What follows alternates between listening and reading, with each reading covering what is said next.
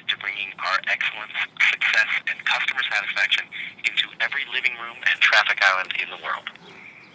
You may visit our website, GISHWHES.com, to find answers to many common questions, access your online account, or register for this year's hunt. If you prefer to visit the website, please do so now. Otherwise, stay on the line and we will direct your call. Our offices are located in sunny Southern California, home of the Baywatch set and the country's first toilet-to-tap water filtration plant. Our regular business hours are from 9 a.m. to 2 p.m., Monday, Wednesday, and Tuesday, Thursday on alternating weeks. Please call back during regular business hours or listen to the following options to be directed to our automated system. Please enter the number corresponding to the last letter of your family name.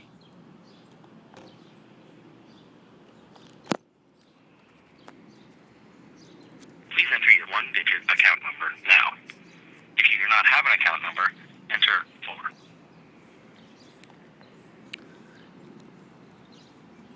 Please hold while we access your account information. The next available service appointments are on Friday, May 25th, 2018. For an appointment between 4 a.m. and 1 p.m. press 1. To search for the next available appointment date, press 4.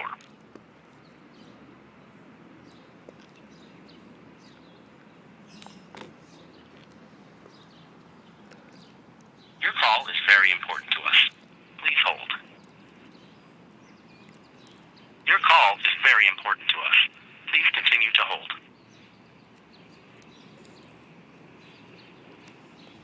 Your call is very important to us. Please hold. Thank you for holding. Your call is very important to us. To help us direct your call, please select from the following menu options. Please listen carefully as the options may have changed. For medical claims, press 1. For property claims, press 2. For retirement accounts, press 3. To review policy options, press 4. To speak with Misha Collins. press 5.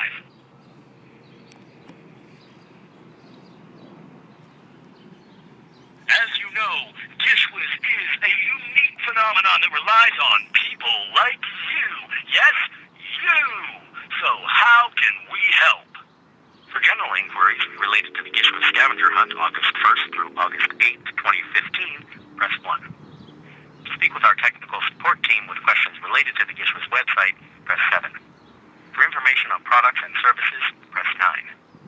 For the Department of Large Objects that float when enough helium balloons are attached to them, press 2. For the Department of Filigree and Decoration, press 6. For all other inquiries, please press 0.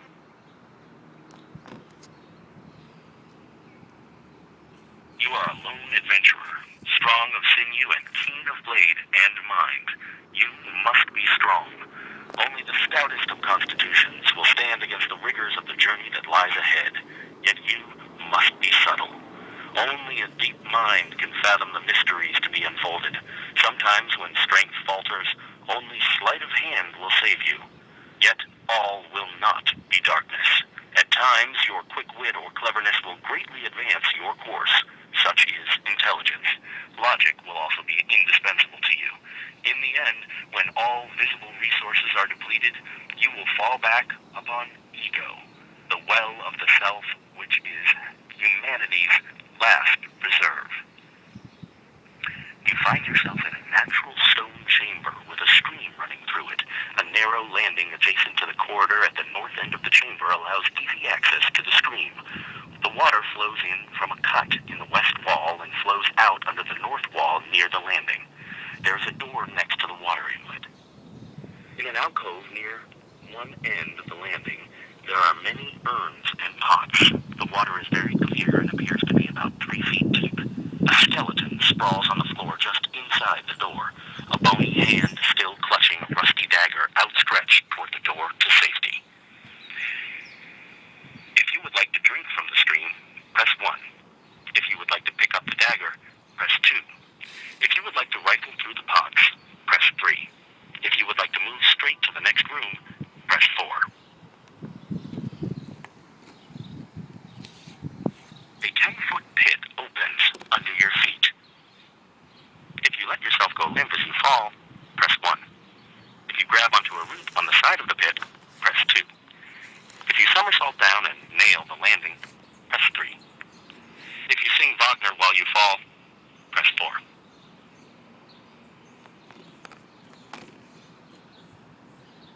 A wall falls away and you find yourself in a cavern.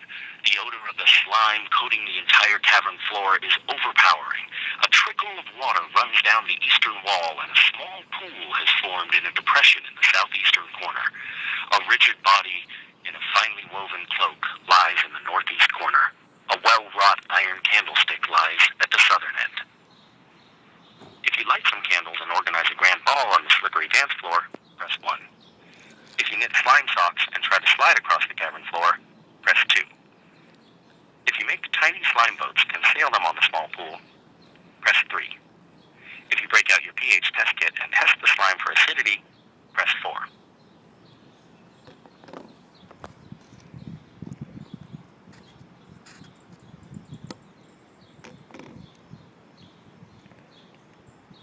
You are suddenly confronted with a giant jelly, a formless mass of translucent jelly about 3 feet high and 6'8" across. Its touch dissolves living flesh. It has no socially redeeming value. If you run away screaming, press 1. If you think, great, I've always wanted a pet with no bones, press 2. If you can't resist poking it to watch the undulations pass through its body, press 3. If this is irrelevant because you are a zombie with no living flesh, press 4.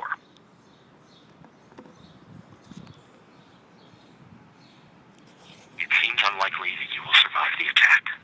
As you are wishing you had never left your boring suburban family life for this life of adventure, Merlis the sage rescues you from danger. You spend a few weeks weaving in and out of consciousness in her living room. When you finally recover, she has disappeared. You see a desk covered with scrolls and magical paraphernalia, and shelves lined with dusty tomes. The apparatus looks so dangerous, and the runes and symbols so forbidding, you are afraid to go near most of the stuff. Out in the open is an ordinary chest. If you start to tidy the place, Merlis is so messy, press 1. If you start sneezing from all the dust and have to grab your inhaler, press 2. If you whip out your Google Translate image capture app to translate the runes, press 3. If you wonder why the heck you are suddenly using the word tomes instead of books, press 4.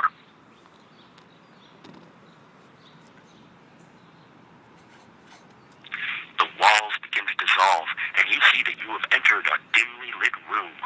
A large table occupies the center of the room. There is a chest in one corner and a huge tapestry covering the back wall. As you move around the room, things appear to shimmer every now and then. You suspect there may be more here than meets the eye.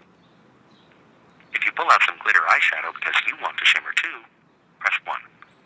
If you open the chest to see if there are any cats inside, press 2. If you roll your eyes because hanging tapestries are so 1992, press 3. If you pull a chair up to the large table and wait for your server to appear, according to Yelp reviews, the service here can be annoyingly slow, press 4.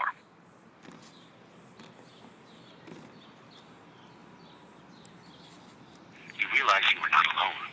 Benedict, the wandering priest of an unknown god, has appeared. He informs you that his once peaceful Gebite monastery has been plagued recently by an unearthly disturbance.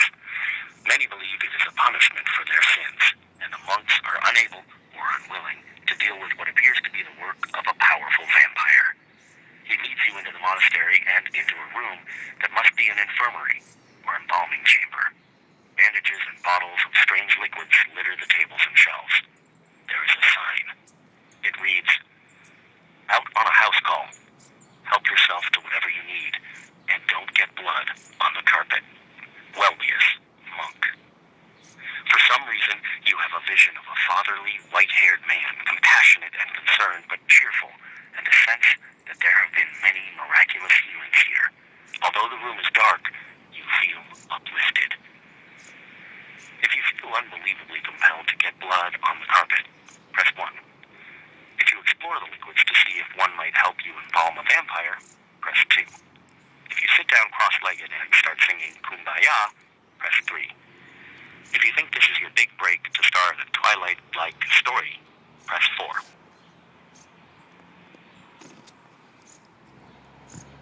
announcement. No one is available to take your call. Thank you for calling. Goodbye.